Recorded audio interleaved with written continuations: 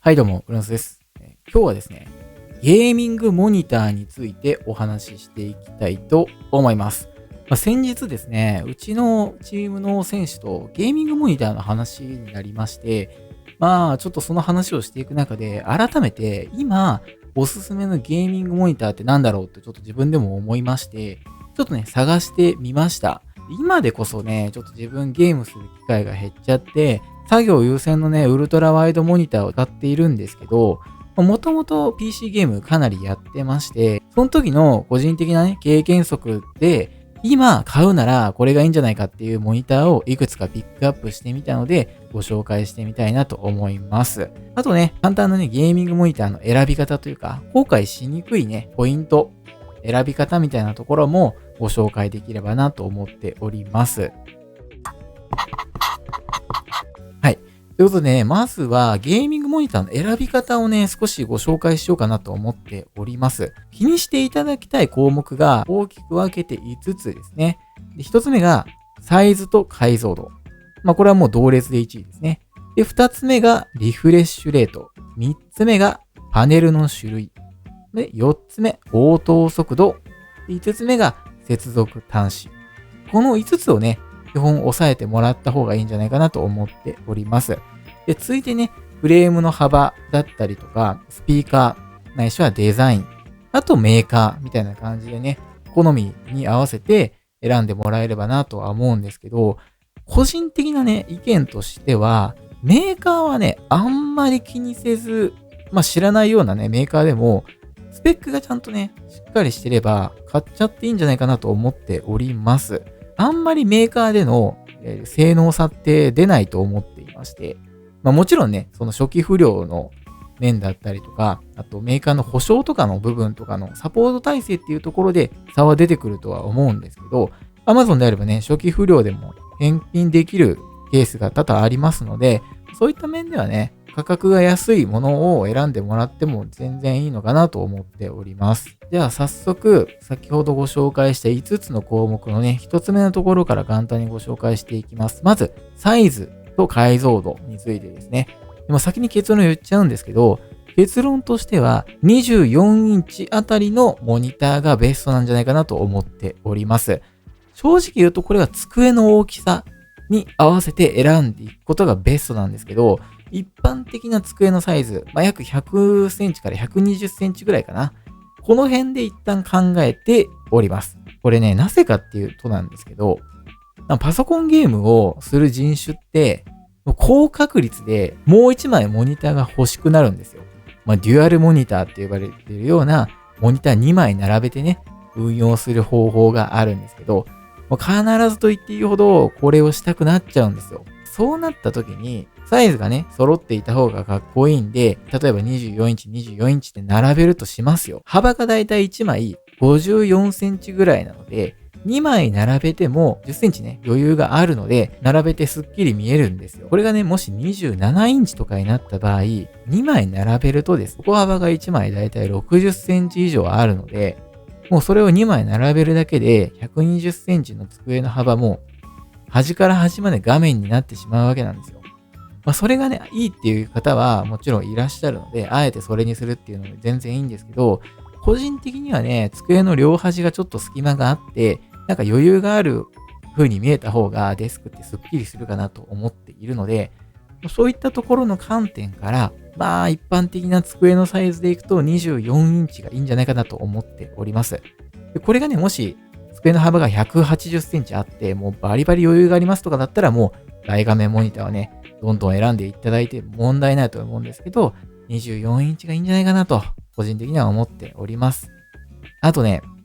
価格がね、安いんですよ。他の大画面のモニターも若干今安くなってきてますけど、やっぱり一番使われているモニターサイズになってくるので、価格帯もね、安くなっていて、種類も豊富なんで、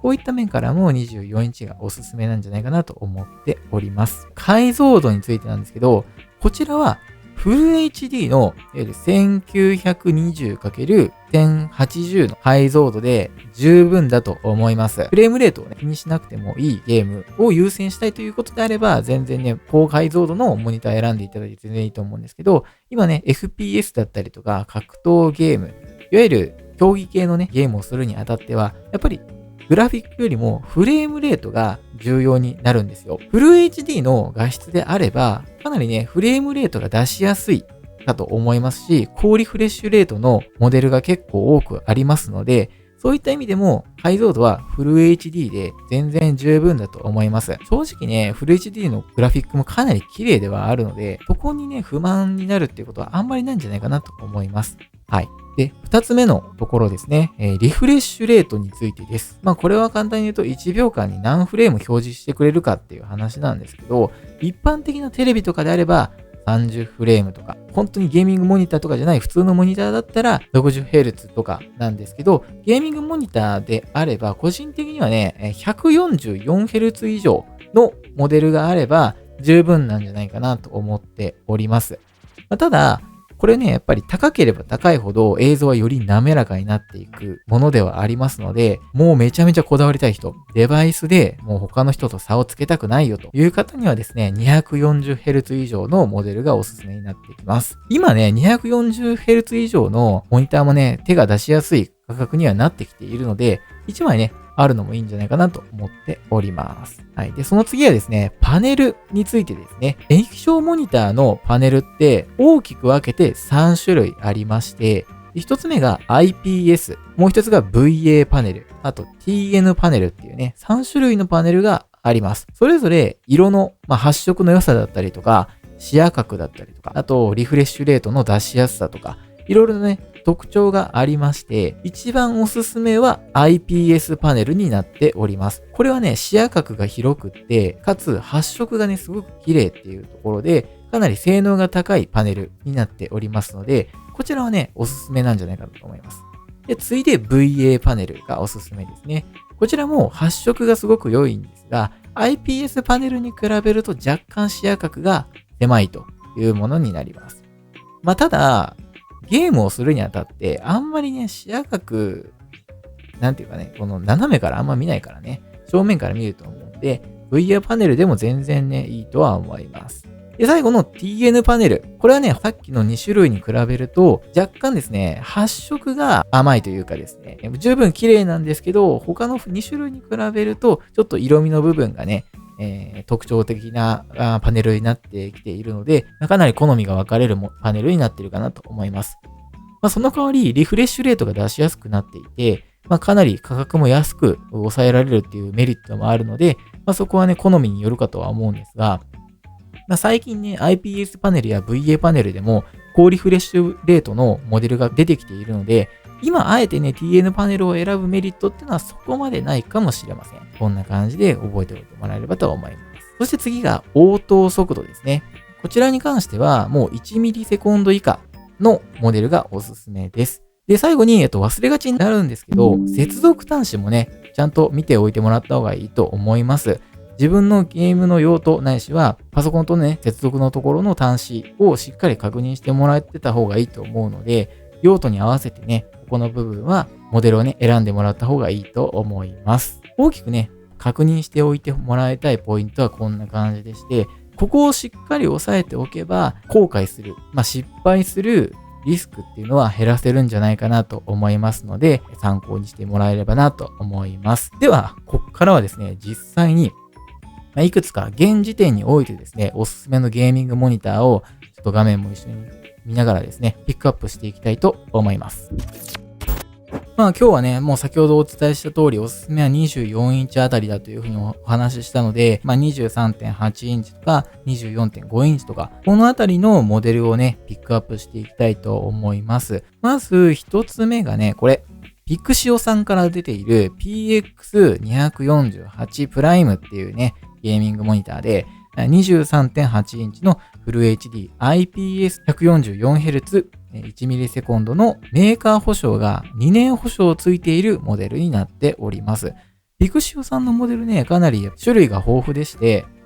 この内容の他にもリフレッシュレートが高い 165Hz のものもあれば、sRGB のね、この色の色域がちょっと広いタイプのものもあったりして、この辺の部分ね、やっぱり種類が豊富だなと思いますね。23,000円ぐらい。これセールになるともうちょっと安くなったりとかするんで、この辺はね、かなりおすすめなんじゃないかなと思います。あと、ピクショーさんはデザインもね、ベゼルレスで、ベゼルっていうね、いわゆるフレームの幅が短いんで、隙間がね、なく、ぴっちりと画面を並べることができて、かなりね、2枚3枚置くにも適しているデザインになってるかなと思うので、こちらかなりおすすめなんじゃないかなと思っております。で、2つ目、ちょっとサクサクいきますね。2つ目がですね、こちら。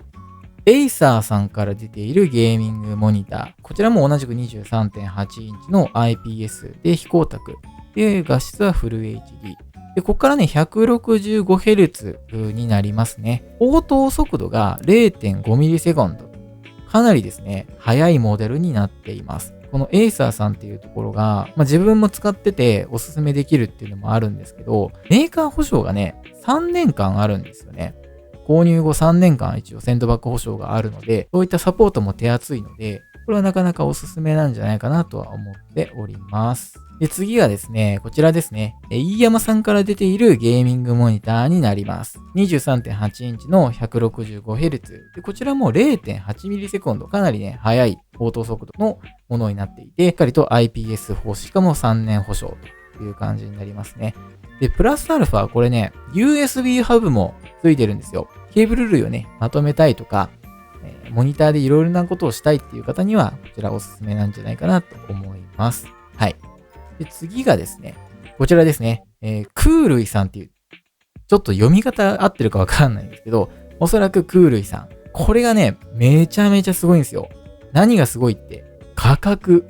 めちゃめちゃ安いんですよね。他のさっきまで見てたモデル、だいたい2万円超えてたんですけど、これね、セール時、もう1万円台、今の価格でいくと1万6000円ぐらいで買えちゃうんですよ。しかも、性能はもう全然妥協してなくて、フル HD で IPS で 165Hz、1ms。しっかりと、HDMI ポートも2ポートありますし、ディスプレイポートもついてきていて、なかなかね、この価格帯で、このスペックって、他にはないんじゃないかなと思っております。デザインもね、かなりかっこいいですし、あと、フレームレスというかね、ベゼルがほとんどないモデルになっているんで、2画面ね、並べるってなった時も気にせずね、置けるんじゃないかなと思っております。あえて弱点を言うのであれば、ベサ規格がね、モニターアームを使う時のネジ穴が 7.5 センチ×7.5 センチの正方形になるので、モニターアームの種類によっては対応できないパターンもあったりするんで、ここだけ気をつけてもらえればいいかなと思います。で、ここまでが、約 144Hz か 165Hz のですね、リフレッシュレート帯なんですけど、一応ね、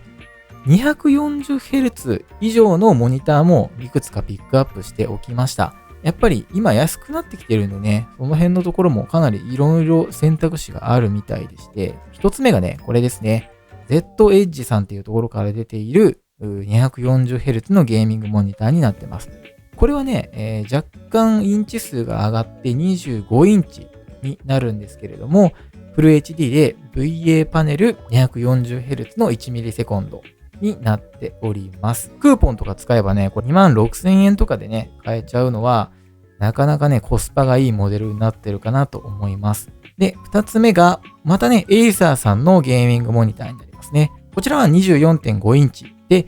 同じく VA パネルになるんですけど、250Hz までね、一応対応しているモデルになっていて、1ms オート速度も速いというモデルになっていますね。で、最後にですね、こちら、ジャパンネクストさんっていうところから出ている 24.5 インチ IPS パネルフル HD の 240Hz 対応のゲーミングモニターになっております。まず、